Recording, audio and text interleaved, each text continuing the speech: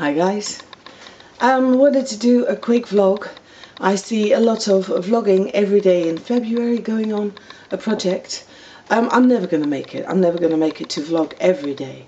That would take off my focus off of other things, and I'm not going to do that.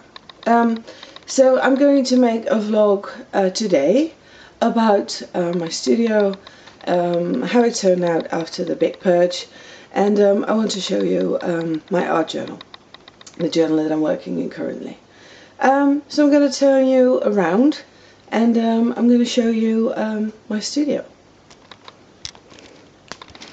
So for those of you who saw my video last week, my vlog, it was about decluttering, and especially about getting rid of an excess of art supplies. And I did, and the result is a tidy and inspiring place to work.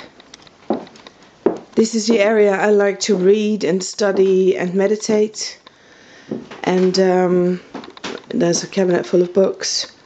Here's my landing strip, or the place where you can take off straight into the attic, whichever you like best.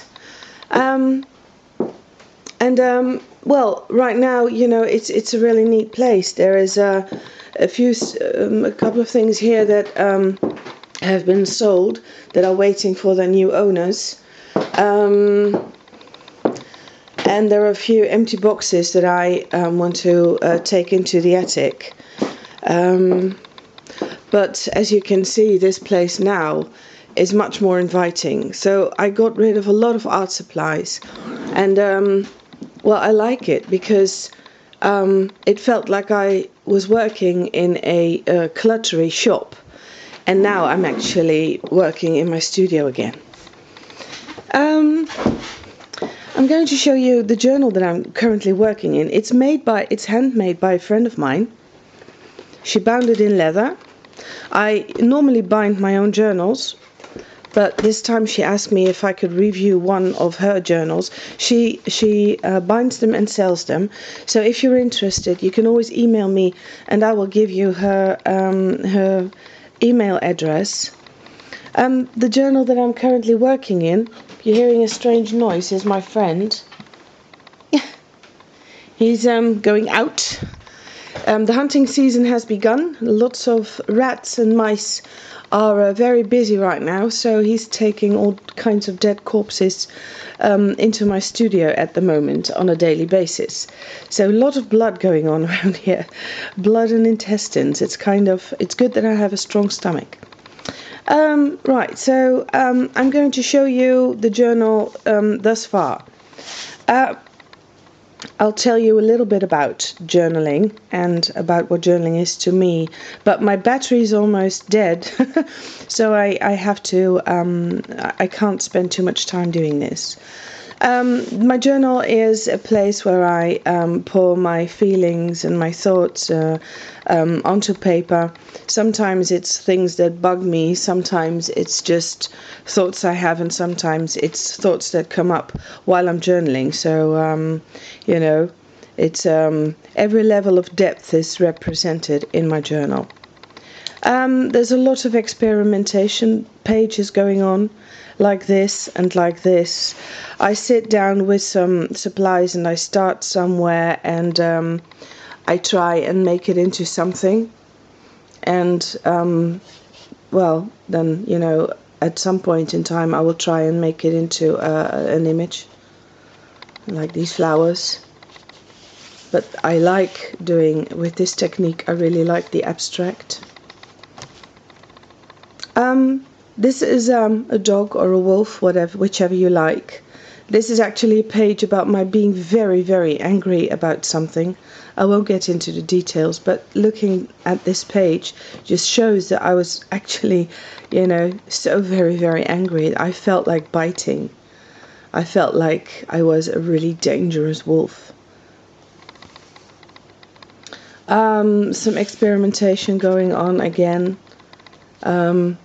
Sometimes I do very simple pages when I'm not that inspired, or where I'm just you know, trying to, well, sit down with my supplies and do something with them.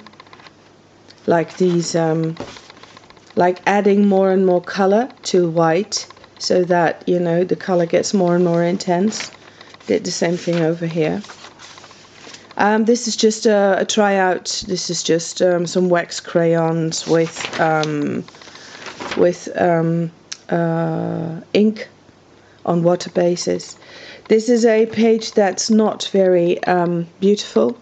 It's not an aesthetically wonderful page. But this is a page about, you know, worries that I had when my daughter was on a high school and she was totally unhappy there and she wanted to move on to another high school. And I was a bit scared of what was going to happen there. So this is me looking at my daughter taking off to, well, follow her own path, and I painted the path golden because, you know, it's her path. It's a path that she knew she had to take, and in hindsight, I can say it's been a tremendously wonderful choice.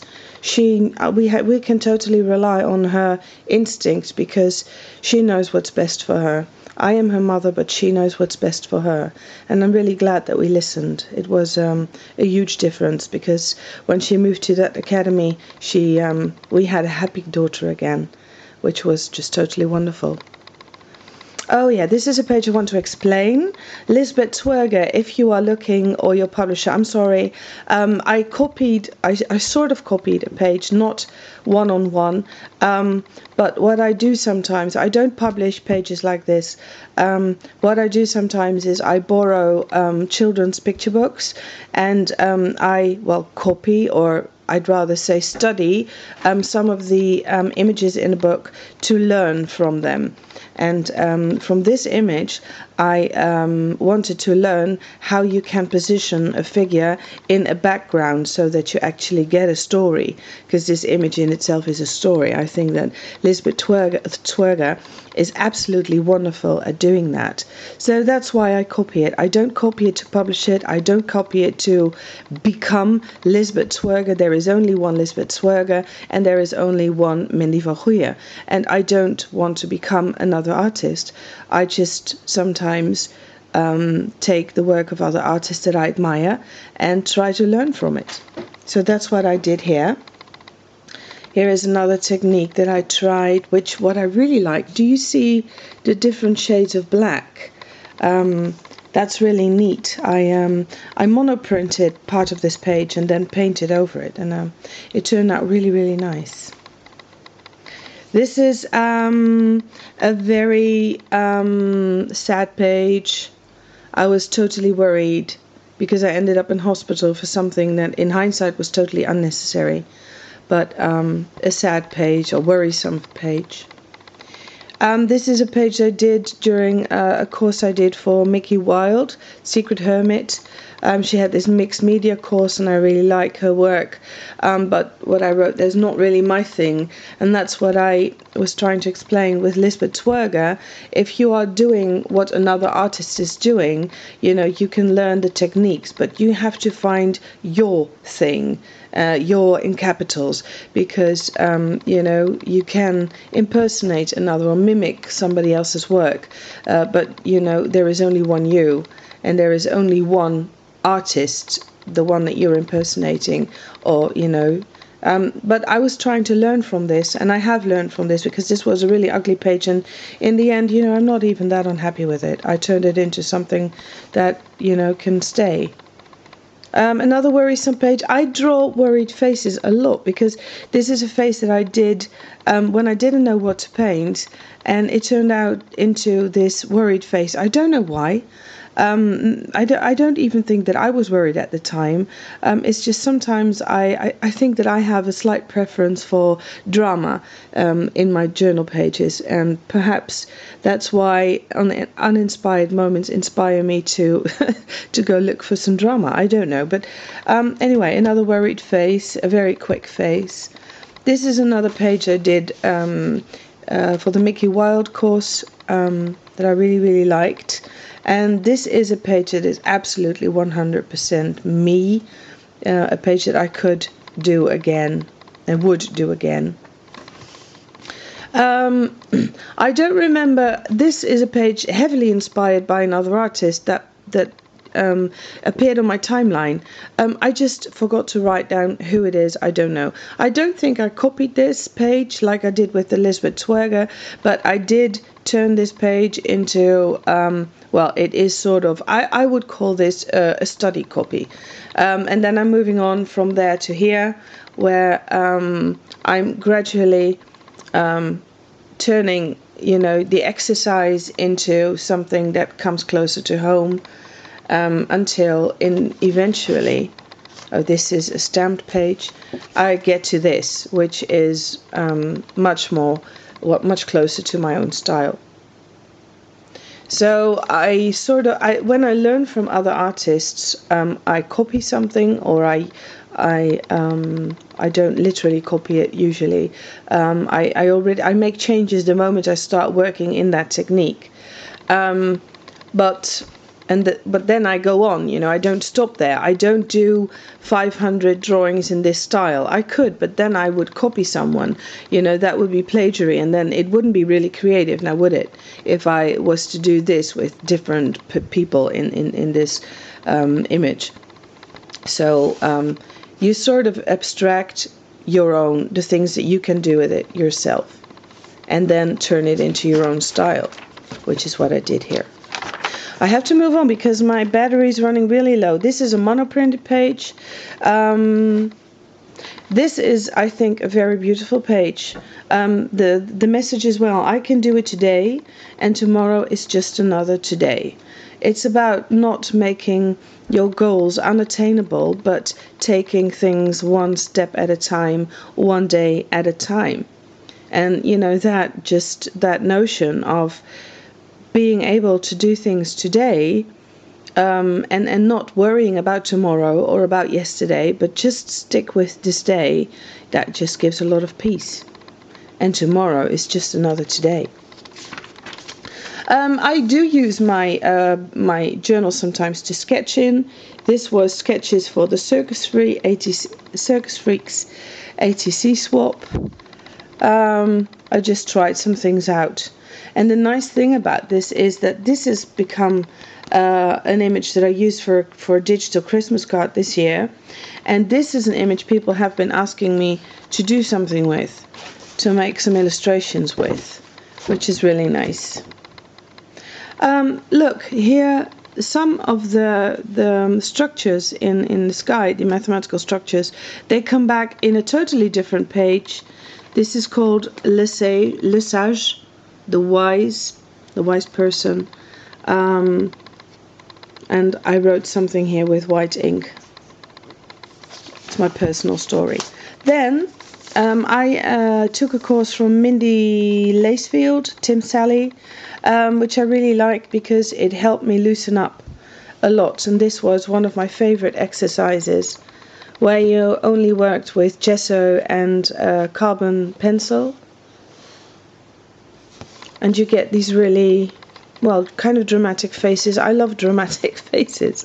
I'm so sorry. But that's it. That's me. And this one. And this is a page I did the day before yesterday. Again, I just sat down with my paints, my gouaches in this case, and I started somewhere, and then it turned into this figure. And I like it. I really like it. I don't know why, but I do. I love it. And then yesterday I was feeling a little bit tense about something, and I drew a very tense person. Very tense. And then yesterday evening I came to my senses, and I managed to get all my thoughts back in order, and I did another page. And what I want to show you is that what I did for this is I wrote on this page in different directions. I wrote an entire page, a letter to myself, in black here. That's the first layer.